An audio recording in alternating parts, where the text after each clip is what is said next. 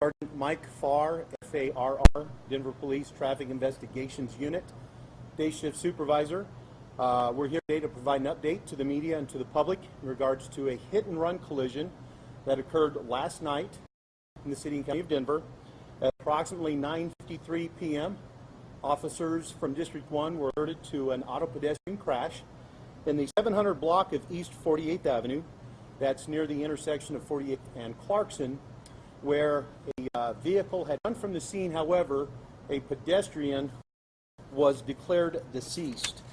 That pedestrian we can identify as last name Gurra, and I may be mispronouncing that, so I apologize, but it's spelled G-U-E-R-R-A, first name of Eugene. Eugene's date of birth is December 5th of 1955. He is a Denver resident.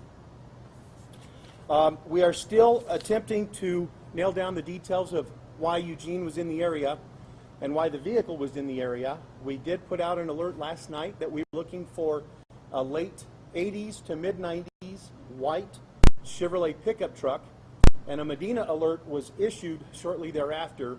That information went out to the public, and on my way into work this morning I was able to see that it was in fact on the variable message boards, as the law that was just signed by Governor Hickenlooper a month or two ago apparently was activated.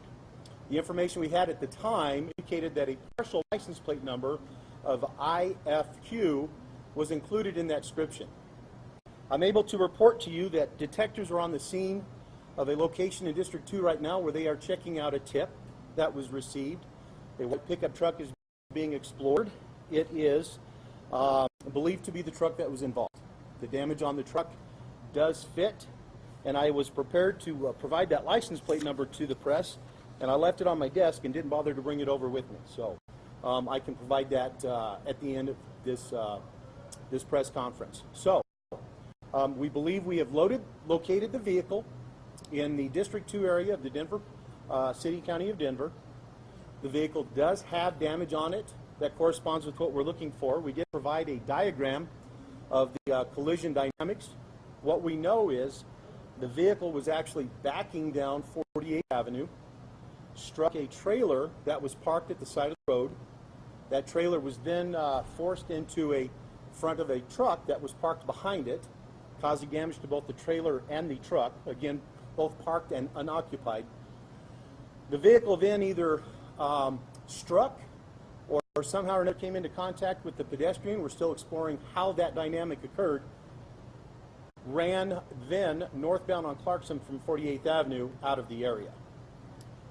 We developed information that there may in fact be a family relationship between the decedent and the driver.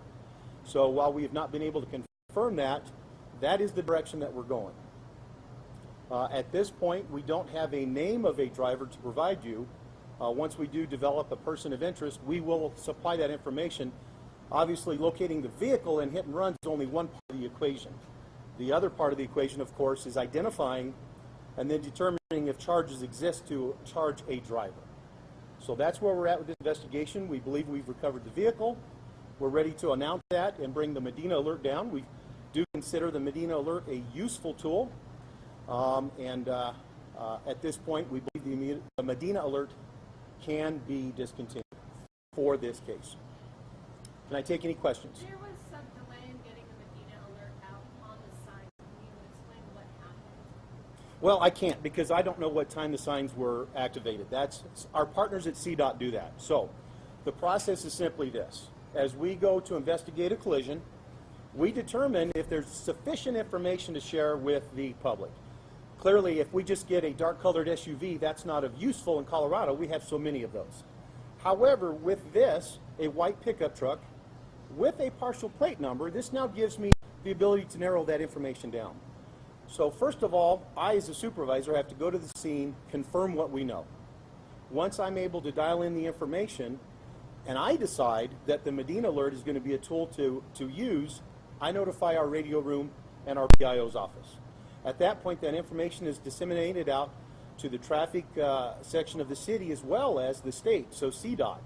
Now, once they get that information, What their processes are specifically, I don't know, but they are the ones who control the variable message boards, which means they're the ones who decide when it's posted. Now, state statute requires their cooperation. However, what those exact steps are and why it might have taken some time, I don't have the answer for you. But that's essentially the process. Is I've got to get on scene first, confirm my information, verify it, and then provide that. I have to be careful I don't provide information that's of no value or sends the media down a certain road, and then I find out we got to take a 180 and go the other direction.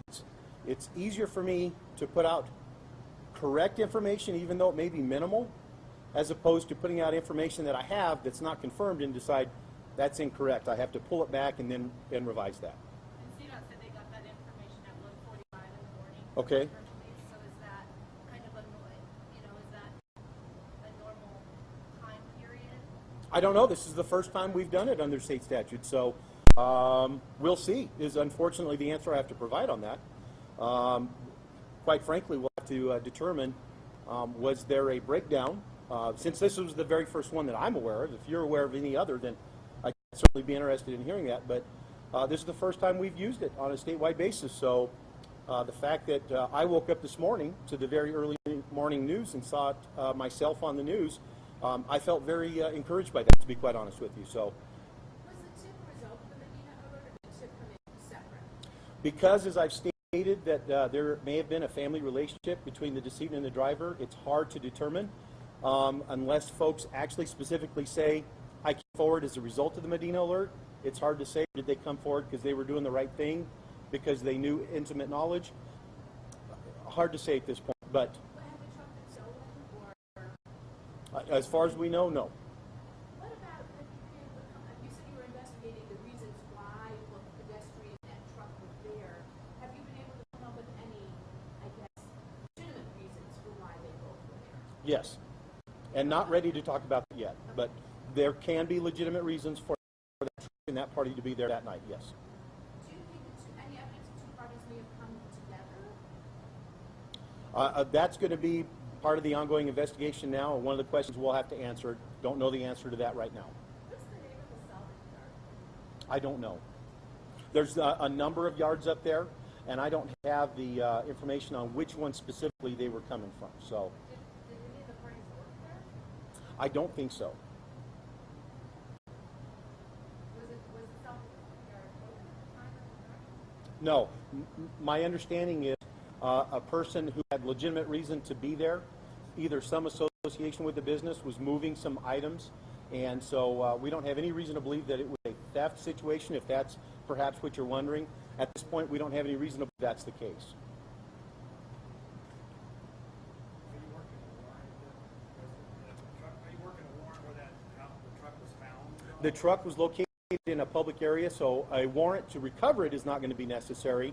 However, once we go to process it for any forensic or evidentiary value, that will be conducted under a warrant, search warrant. Where?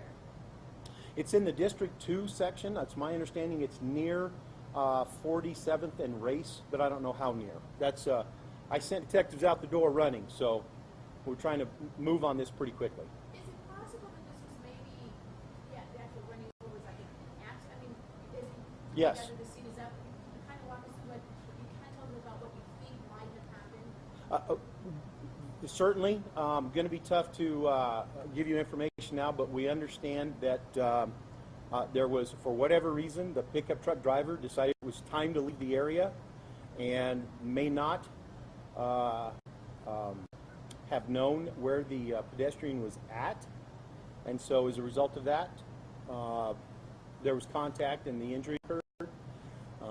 But again, we've just found the truck. We've yet to actually locate the driver to ask him these questions.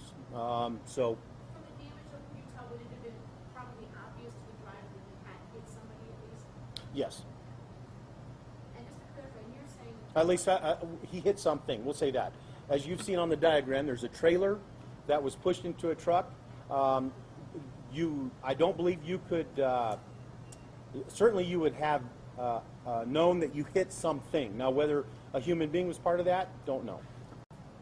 but you're indicating that as far as you know, they did not appear to have, neither the pedestrian nor the pickup Not that we can tell at this point, but you know, as the investigation continues, that certainly may change.